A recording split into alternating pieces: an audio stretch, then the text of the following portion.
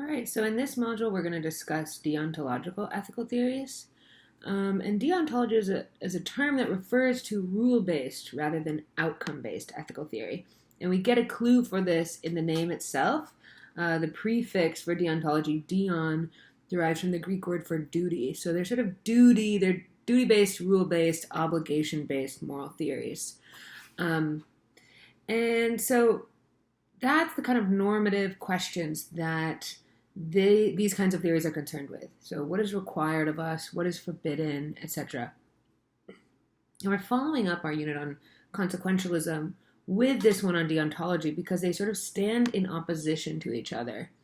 They're both concerned with guiding our actions and assessing our choices. When we get to virtue theory, we're going to see that those sorts of theories are concerned more with like assessing the kind of person we are, with our character, whereas these theories are concerned with assessing whether a particular act or choice is right or wrong.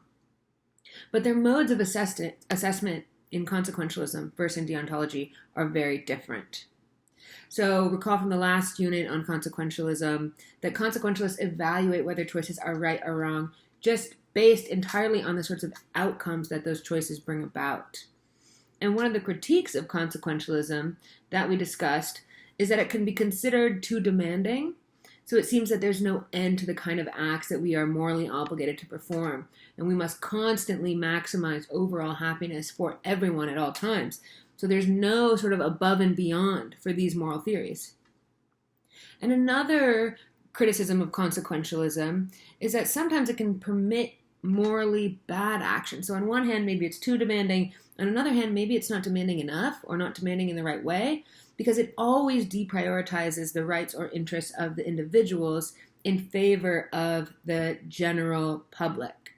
For example, it might be justified under a consequentialist framework to kill an innocent person if it brings about the greatest happiness for a larger number of people.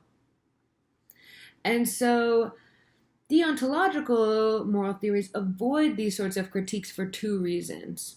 One, they offer categorical prohibitions, meaning like not admitting of exceptions, prohibitions on certain kinds of actions, like, for example, the killing of innocent people, regardless of the consequences. So it doesn't matter if that would lead to the best possible consequences. A deontological moral theory can say that's never permitted.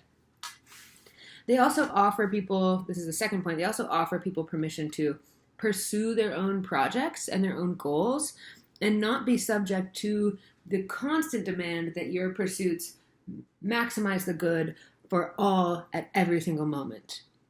So you do have obligations, and you do have duties, but there's more of a limit to the demands that can be asked of you. Okay, so how do deontological moral theories work? Like I mentioned, they don't evaluate actions based on their outcomes or solely on their outcomes. Instead, they evaluate actions by how well these actions conform to certain moral rules, duties, or obligations. According to some deontological moral theories, there are some actions that are entirely forbidden and that can never be permitted regardless of whether or not they would produce a favorable outcome. So, deontological moral theories are often divided into agent-centered or patient-centered, sometimes also called victim-centered theories.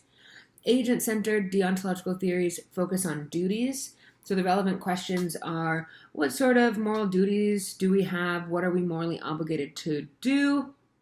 And some obligations are going to be agent-relative. For example, a parent might have special obligations to their own child that someone who's not a parent of that child might not share.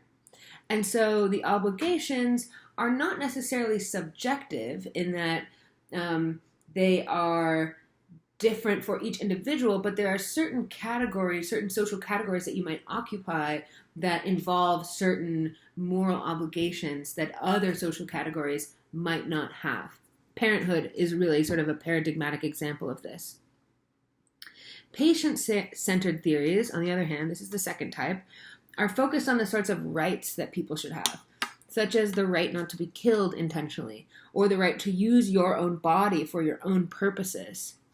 And the most central figure of deontological moral theories is Immanuel Kant. So in the same way that many consequentialist theories are some brand of utilitarianism, or that utilitarianism is the sort of paradigmatic consequentialist theory, Kantianism is sort of the paradigmatic deontological moral theory, and many other deontological moral theories are sort of Kantian in nature or inspired by, have their roots in Kantian moral theory.